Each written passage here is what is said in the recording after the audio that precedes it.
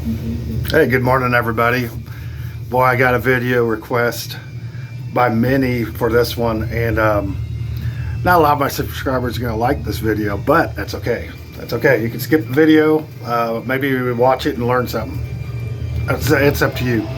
But I'm a Generation X guy in my almost mid-50s, and started out on heavy metal. A little bit of history here. Started on heavy metal, listened to a lot of glam metal, got into thrash.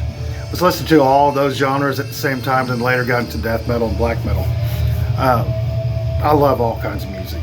So this is going to be my top 10 glam metal albums of 1990s. And of course everybody knows 90s got grunge took over, and I do like some of the grunge stuff. I may make a video of grunge, but the grunge scene kind of took over, and everybody kind of started turning their backs on bands that are actually putting effort into the music. Guitar solos, excellent vocals. You know, the lyric content back then was about kicking people's ass, drinking beer, and chasing women. That's exactly what I like. So that's what I like about these bands. But anyway, some of the best glam metal albums, in my opinion, was released in the early 90s. And a lot of these will kind of show that, in my opinion. For me, of course, I like the early glam stuff. But the 1990s glam was a little bit more edgier, a little heavier, in my opinion. I got, of course, the 10. And then there's 3 that I thought about putting in here. I'm going to show them as honorable mentions. So in the background, my old cassette, Dangerous Toys. I can't remember if this was released 90, 91, 90. It was in the 90s. And Dangerous Toys is a band out of Austin, Texas, and they just freaking rule. I love Dangerous Toys. And Hellish Acres was another one. And now listening to it, it probably should have been in this list. I listened to it a little bit yesterday, and I just wasn't in the mood for it. Now it's freaking sound good. This song playing in the background is called Gunfighter. Pretty cool album. Cool album. Winger released Pull. I'm not sure what year it was, but I think it was 93, 94, something like that. I really did like this album a lot. I listened to it yesterday, and I was like, man, it just kind of doesn't fit what the sound I was looking for. This Dangerous Toys has more of that sound. I could hear it. Probably should have focused and put this at number 10, but it is what it is. And then Firehouse. I think 1990. I showed this recently, and I think this is one of the albums that somebody brought up and said, hey, do a top 90s glam metal list. You know what's funny about whenever I make a glam metal video or ranking, this is going to be a ranking. There's gate creepers in glam metal. Gate creepers in glam metal scene. I just blows my mind. They're like, no, that's a heavy metal album, or that's a hard rock album. To me, these were glam metal albums, so I'm just gonna cut to the chase there. If I'm wrong, good. If I'm right, well, fucking good too. Who gives a fuck? But anyway, let's get this going. First one at number 10 would be this one. Shotgun Messiah with Second Coming. Shotgun Messiah is, of course, Swedish glam metal. And this album right here is the guitar tone. It does it for me. I love the guitar tone on this bad boy. This one was released in 1991. 1991, 92. They had a lot of freaking fantastic glam metal albums come out. This album has one of the, like I said, one of the best guitar tones ever in glam metal. I love the way it sounds, the attitude. The vocals are more of a kind of a sleazy style glam metal vocal, almost punkish. But number 10 for me would be Shotgun Messiah with Second Coming. I absolutely love this album. Number 9 would be this one from Toronto, Canada. Slick Toxic with Doing the Nasty, released in 1992. And when I first saw this, I actually thought it was going to be a thrash metal album, so that's why I bought it. Because it's not your typical glam metal logo or font. And it just had this kind of glam metal, not glam metal, but thrash metal kind of freaking look to it. But of course, it's straight up glam metal, almost sleazy. Of course, with a title called Doing the Nasty, you know. Of course, this dude's thrown up in the toilet. They've been drinking beer all night. And I may say some favorite songs. This one is the whole fucking album. I love the style. It's kind of like this. Give Me No Lip by Dangerous Toys. Man, this should have been number 10. I forgot how good it was. It just didn't hit it for me yesterday, but the Slick Toxic, it did. Their first single was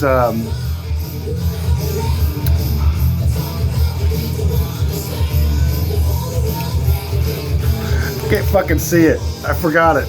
Oh, Big Fucking Deal. That's what it opens up with. So somebody goes, he cusses too much. And then if you don't know this album, there's got a lot of cussing in it. Big Fucking Deal. Name of the first track. I fucking love it. I think it was the first single. But the whole damn thing is good. Another one. You know, Motley Crue didn't really release anything good in the fucking 90s, in my opinion. They never good albums, but to me, this one was better. I know it's not a Motley Crue album, but Vince Neil with Exposed, 1993. I remember the first track I heard this was on Blast to the Past, the movie. I think that's what it was called. Fuck. Where they dig a caveman up. It's Pauly Shore and that Brandon guy. But they play if you're invited but your friend can't come, and I fucking loved it. So I got this album. It's got Steve Stevens on guitar, which was, fun fact, tried out for Metallica. I believe he was in it maybe for a little bit. I'm not sure. I have to read back up on it, but I think he did try out for Metallica at one point. This is a fantastic, and if I'm wrong, fucking put it in the comments and bitch me out about it. I could be. But this album to me was, I love the guitaring in this. Steve Stevens' guitar, he has some effects on it, especially on the first track where it sounds like lasers and all kinds of shit. It's fucking badass. The Edge is actually my favorite song on this. You're in front, but your friends can't come is another good one. I think one of the singles was Sister of Pain. It's okay, but pretty much this album is a really good freaking glam metal album. Hard rock, glam metal, whatever. And Vince Neil's vocals on this are freaking awesome. Awesome. 1993 with Vince Neil's Exposed. This one's from Connecticut, Steelheart with Tangled in Rains. 1992. I like Sticky Side Up. I love that. Electric Love Child. Oh, love him and I'm Gone. There's one track on here and I can't remember which one it is. It's kind of thrashy. It's got double bass freaking drums going through it. Vocalist, of course, I can't pronounce his name. Sounds Russian, but he is probably one of the best glam metal vocalists out there. And this album right here, I remember when it first came out, I loved their debut. But when this came out, I was like, holy shit. I love the blues sound in it, the heavy metal sound in it, and that one track that's kind of thrashy. Love the artwork on it. Pretty freaking sick. But yeah, oh, I can see these better. Love them and I'm Gone. I want to say Steelheart, the title track. Well, the name. I think that's that thrashy freaking track. Absolutely freaking amazing album. I love this one. So 1992, coming in at 7. Steelheart, Raining, Tangled in Rains. This other one, man. It's right here. It's the only vinyl I got. And a cool channel sent me this. I do not remember your name. I feel so bad. I've been trying to find your channel, but he commented on the last time I did one of these videos, and I commented on his video, and he sent me several of these CDs as well, which I knew about back then, but fucking didn't really get into, I guess. I was really getting head over heels for thrash and death metal at the time. But this one, Wildside, Under the Influence. This one freaking rules. They're out of Los Angeles. Released this bad boy in 1992. Vocalist really reminds me of this guy singing and Mark Slaughter, kind of a mix. I freaking love this album. Hang On Lucy was killer. So Far Away, Looks Like Love, Drinking Man's Blues. I love the guitar in that one. And this is another one of those more heavier, edgier sounding glam metal albums that, fuck, this is a killer one. So number six with Wildside. If I said Wildlife, it's because there's an album called Wildlife in here. But Under the Influence, killer motherfucker right there. This is the one that he sent as well, but I knew about it. I had it on cassette, but lost the cassette in the tornado. Spread Eagle with their self-titled. Released in 1990, coming in at number 5 for me is this one. I like that edgier, heavier sound, and this has it. If I didn't say it, they're from New York. And this is a pretty cool reissue, looks like. I wish I still had my original cassette. It was just freaking awesome. This is a Japanese pressing with the whatever little thing in it. But man, this one right here, that first track, Broken City, holy shit. Hot Sex is good. Dead or Wanted, the killer one, and Spread Eagle. I love all those tracks. But man, I love that artwork too. Always love that artwork. Man, I could definitely confidently say that the 90s glam metal albums were probably the best ones out there. I know somebody's rolling their head in the back of their skull right now, but for me, that's where it's at. They're just had a certain sound, and everybody, the grunge was trying to drop the guitar solos for some dumb reason. I think it was their way of rebelling. I'm drinking coffee, by the way. Cheers. So fucking stupid. Now we're gonna get into the albums that just,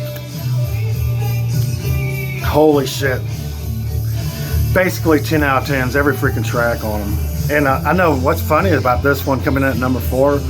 Every time I see a ranking video, this is like the least favorite. And what? Smack. This is a badass motherfucker. Flesh and Blood. 1990, the band's out of Pennsylvania, of course. Bret Michaels, C.C. DeVille's guitar. One of my favorite guitar solos of all time is on this, and that's on Life Goes On. It's got one of the most emotional guitar solos ever played, in my opinion, for glam metal.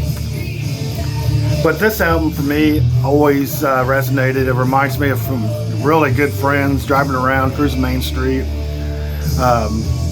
picking up the ladies and going to the Grand Falls, drinking beer and just partying. This is a party album.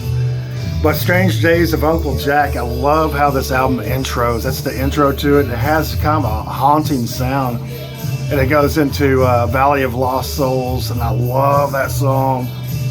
Love the title track, Flesh and Blood. I like Let It Play. It's kind of a bluesy sound. Poor Boy Blues, that's a bluesy one. I freaking love every freaking track on this album. And it's definitely my favorite Poison album. I seen this on wax not too long ago, and I thought about getting it, but I still just play the CD. It's on Capitol Records. Originally bought it on cassette back in 1990 whenever it came out. I bought it because I liked Unskinny Bop. I fucking love that song. And Something to Believe In, which is a good, beautiful ballad. So number 4 was Poison, Flesh and Blood. This next one, I heard it back in the day, and I didn't really pay much mind to it. And then George G. of Room of Rock sent me this copy after I showed Stick It To You. I like this album a lot better than Stick It To You, and I know that's probably blasphemy for a lot of people, but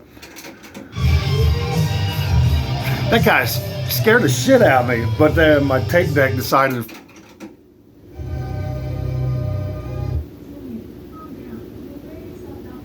I have a ghost. What the fuck? I'm leaving this in here. What the fuck?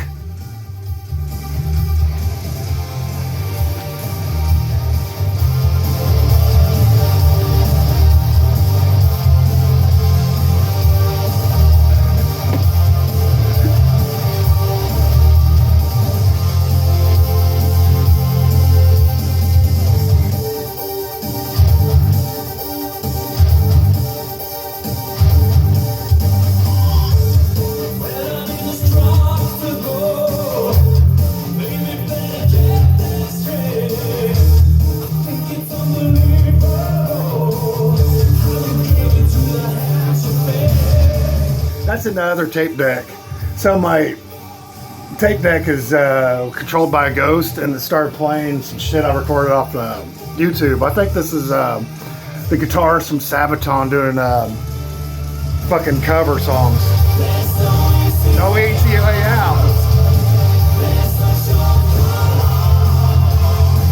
I can't remember his name, but he's a phenomenal vocalist as well. He did a Steelheart cover, Black Sabbath Headless Cross. I forgot that tape was in the other deck. But what was I talking about? This. So George G. Room of Rock sent me this, and I was like, oh shit, this is better than Stick It To You by miles, in my opinion. I love every freaking track. Slaughter's Wildlife, The Wildlife, but that first track, Reach for the Sky, can't read. I'm getting old. I'm in like 53 now. Can't fucking see shit. But I love every freaking song on this. I love the title track, but there is one song. I love the ballad too, Days Gone By. I know I seen a video, and there's a dude that's on YouTube. I think his name is Crash or whatever. He did a reaction video to my video on this topic, and I don't know if he was trying to make fun of me or something. I don't care anyway. But I know he don't like this fucking album. Dude, this fucking album rules. But anyway, and this is all in good fun, so don't bitch. But yeah, this album to me, I love it. I love the guitar work. It has more of a heavy metal vibe, some of it. There was one track that I think I could see this white version better. What was that called? Real Love. I love it. It has kind of like a shot in the dark Ozzy kind of freaking rhythm to it. And a lot of this does remind me a little bit of Ozzy. The guitarist is freaking phenomenal. I forgot his name. Of course, Mark Slaughter's drumming. Vocals are fucking awesome, and Dana Strum's bass playing. This is number 3 for me, and I always will. It was released in 1992, and they're from Las Vegas. Freaking phenomenal album. I love it. I cannot believe that did that. So I'm not reshooting this fucking video. I'm not. I'm leaving that fucking shit in. There's a fucking ghost controlling my goddamn tape player, motherfuckers. Number 2, and this is where everybody's gonna go, that's a heavy metal album. It's Glam. It's got ballads on it, and really good ballads on it. But I'm holding 2 copies up for a reason. Slave to the Grind by Skid Row. I should have brought out my cassette as well.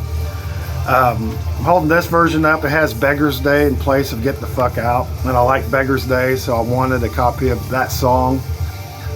And then, of course, this is the original press with Get the Fuck Out, which I seen Skid Row in concert multiple times. Seen them with Pantera, which was awesome. I've seen them with another band. I think it was local. I need to look them up. They're called, I always forget, what's that band called? Sub-Zero. But this was freaking phenomenal, and I love this album. I used to play this every single day. It's one of my favorite glam metal albums, and I'm gonna say glam metal. Sebastian Bach is probably rolling his eyes. It's not glam metal. It's like landing a Concorde on your head. And I think that was the interview he did. But man, I first heard Monkey Business. I was like, fuck. Who is that guy from Sabaton? He covered this one too.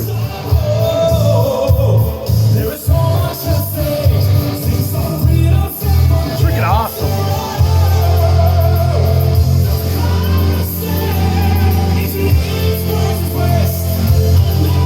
Some rocky music.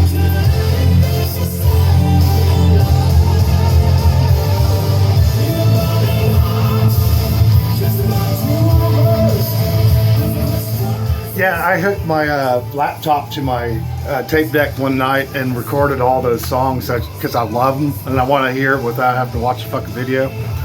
But back to this one, number 2, Skid Row, Slave to the Grind. Phenomenal. Every freaking song on it's awesome. I like the ballads I like on it's Quicksand Jesus and Wasted Love, or I forgot the name of that song. Wasted Time. That's what it was. Mud Kicker. I freaking love how heavy that song is. Slave to the Grind, of course. It's kind of got a punky edge to it, but it's real freaking heavy and almost thrashy too.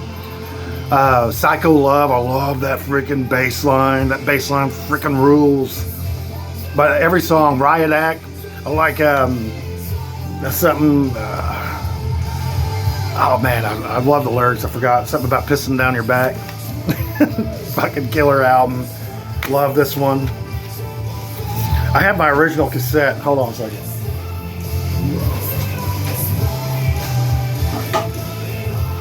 The original cassette I bought when this bad boy came out, and I think this was like number 1. They always say Metallica's Black Album was first to reach number 1 on Billboard charts. It was actually this one. But fucking phenomenal album. I love this thing. Love this thing. And my friend Larry, if you ever watch this, someday I'll probably pass away, and somebody will post my videos on Facebook most likely. Larry Tasker, you know, we played the shit out of this, went catfishing all the time. We met these girls on freaking Main Street one night and lied to them. We said we were in college. They were college girls, and went out on a date with them. We went and watched Home Alone, I think it was. And that one foreign chick from like Britain was trying to get me to marry her so she could become a U.S. citizen. This is a true story. But this album kind of reminds me of that shit, man. Fucking fun. Good old days.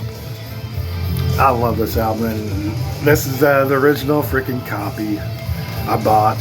Yeah, Larry, this is the one we played in the fucking car all the time. Larry drove a Blaze. Man, there was one night we was cruising Main Street, and we decided to go somewhere, and we went down 32nd, east on 32nd, was turning on like Connecticut Street. I still don't understand how that car freaking missed us. I swear I could have put my hand out the side of the passenger side window and touched the hood of that car, and I still don't understand how it missed us.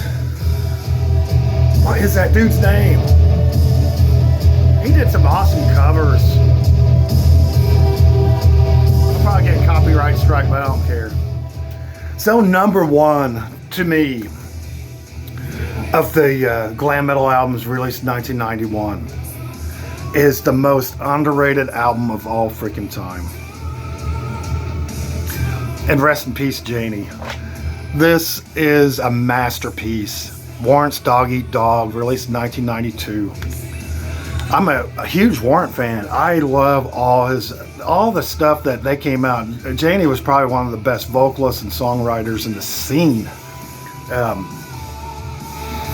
Even the grunge albums he released are freaking phenomenal. I'll show those. If anybody wants to see the grunge albums that Warrant did before he passed away. Rest in peace, Janie. This album was freaking perfect. Every track on it, Doggo Eat Dog, it beats every album here. Favorite tracks on this, man, there's some of the heaviest stuff, but that one track, I'm gonna have to read it from here. I don't have everything memorized because, actually I do have it memorized, but what happens is I draw a blank when I'm talking about it. But, Machine Gun opening track, it's probably my least favorite track on it, but it's still freaking good. But The Hole in My Wall, heavy as balls. April 2031, which Janie was sometime, I feel that maybe he was one of those conspiracy theorists. That's a freaking awesome song. Andy Warhol was right. That song freaking rules. The Bitter Pill. I like this. Of course, Janie has German ancestry, and he put some German chorus in that. I freaking love that chorus. that German, not chorus, but whatever part, that right before the guitar solo, that, you know, it goes and it has that double bass, not double bass, but that bass, dun dun dun dun dun dun. Then goes into that guitar solo. Holy shit! Just gives you the freaking chills. Perfect. Hollywood so far so good, or so far good. It's okay. All My Bridges Are Burning. That's another one. I just love. I love everything about that track. Quicksand. I love that song. Let It Rain has the gospel part in the vocal chorus, but the gospel part of that song, I love that. Inside Out, that's a thrashy freaking motherfucker. That's one thrashing song. And Sad Teresa, kind of an acoustic guitar thing, but ballad, but freaking, it's an awesome album closer. This album is definitely 10 out of 10. I've always liked the artwork. This one, you know, if you get the vinyl edition, it's grayed out. I think the cassette was also grayed out. I think some CDs might be grayed out and just is a little slip in the middle, but I like that. Just phenomenal. Rest in peace, Janie Lane. Your freaking vocals and songwriting are remembered forever. I know there's a lot of us that grew up in the 90s that freaking love your music. Cherry Pie was a great album too. I think this album's just a little bit better than Cherry Pie and Dirty Rotten Filthy Stinking Rich. I'll show Ultraphobic and Belly to Belly. Those are fantastic albums. Just not these first three style. They're albums that kind of took a little bit of time to grow on me, but I do love them nowadays. Man, this is just some of the best drumming, bass playing, guitaring, everything they put into this album is just one of those timeless pieces that never got enough credit. Warrant didn't get enough credit for this album. This album definitely beats out Slave to Your Grind, and it's hard to beat this album out for me, in my opinion, but this one, yes. I'm gonna try and make a thumbnail. I got too much fucking glare. There we go. Well, almost.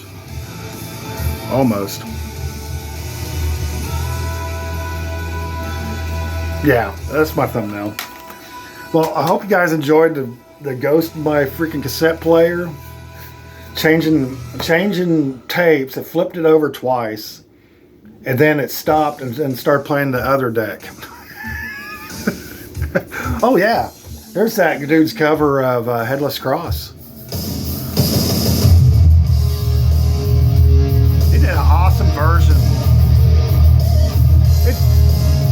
It'd be hard to do a Tony Martin cover, in my opinion, but this guy freaking nails it. I think it's from Sweden.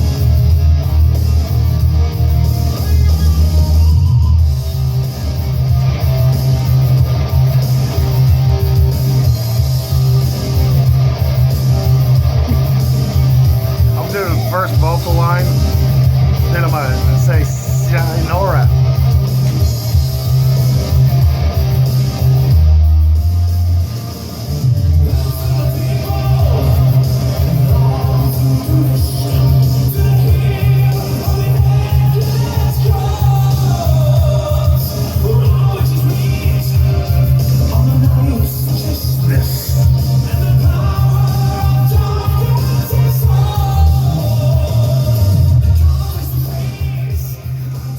Y'all have a good one. Later.